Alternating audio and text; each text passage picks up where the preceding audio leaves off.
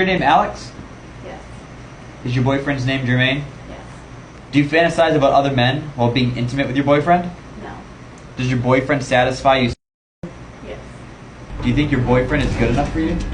Yes. Have you ever stolen from your boyfriend? No. Do you think your boyfriend is worthy of your love? Yes.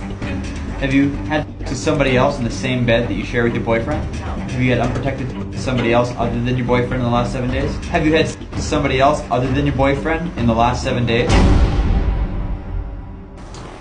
Hope you pass, man. Wait for the graphic result. And while we're waiting, I always ask everybody the same question. I'm not saying that she's guilty. He hasn't even seen the test yet. I haven't seen the results yet. Is there anything that you want to tell Jermaine? Anything at all? Maybe something that you have overlooked or maybe reconsidered? Forgot about, the bad about. And again, I'm not trying to say that Regret. I'm not trying to say you're guilty. Guilty. Is there anything that you might want to tell him? Just that, I love you and I hope you can, Yeah. Yeah. Yeah. Stop being jealous and trust me. Okay. Yeah. All right. Yeah, we're going to get to that. Yeah. So, Jermaine, do you know how polygraph works? I feel like you just ask a question. We measure body language, Okay. her pulse, respirations, things like that. It's not a concrete test. It's not concrete evidence. However, it is a strong indicator whether or not she's being truthful or being deceptive. Okay.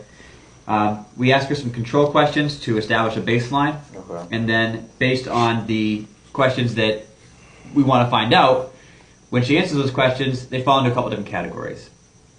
Baseline, obviously indicating that she's most likely telling the truth and being honest. A little bit beyond baseline, midline, which would indicate that she's could be telling truth or she could be lying. It's kind of 50-50. And then beyond baseline, okay, which means that there's a heavy possibility that she's being deceptive to that question, okay? So that being said, I'm going to let you know the questions that I asked her and the answers that she gave, and the corresponding graph is going to let me know what the test thinks, okay?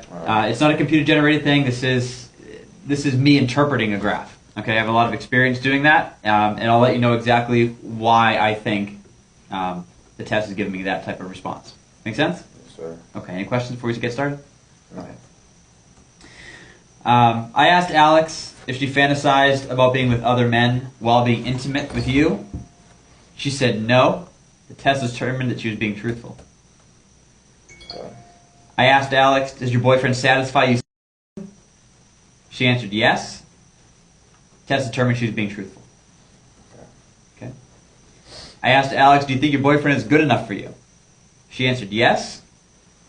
Test determined that she was being non-truthful. Okay. Determined she was lying. Relax, we get a couple more questions to go through. Wait till I'm done with all the questions before you react to it, right? Because sometimes you don't know if these questions are baseline, midline, or past midline, right? I asked her if she's ever stolen from a boyfriend. She answered no. The test determined that was a lie. I asked her, do you think your boyfriend is worthy of your love? She answered yes. The test determined that was a lie. I asked her, have you had sex with somebody in the same bed that you share with your boyfriend? She answered no. The test determined that she was telling the truth. I asked her if she had sex with somebody else other than her boyfriend in the last 7 days. She answered no. The test determined that was a lie. What? Relax, we got one more. Baby, I love you. I don't know why I was saying that. I mean, it's just the No, test. It's just, I don't believe that. No. It's one. We got. Well, relax. We got one more question. We have a follow-up question to that. Okay. So anytime that we ask a question like that, we always want to do a follow-up. I'll be honest with you right now. That question came in midline. It could honestly go either way. It was very. It's very iffy. Man, I don't know. Okay, but sit down. We're going to go through the rest of the test, and then I'm going to show you the results. So you can I'm good. sit down. That's okay. Let him stand. It's fine. All right. Good. Based on that question and her response to that question, I asked a follow-up question because it was midline. So I want to see if I can get a better reading on a similar question, right? Now that she's thinking about infidelity, she's thinking about if she has or has not had sex with another man, her body could be prone to have a harsher response on the second follow-up question. You understand? All right. I asked her if she had unprotected with somebody other than her boyfriend in the last 7 days. She answered no.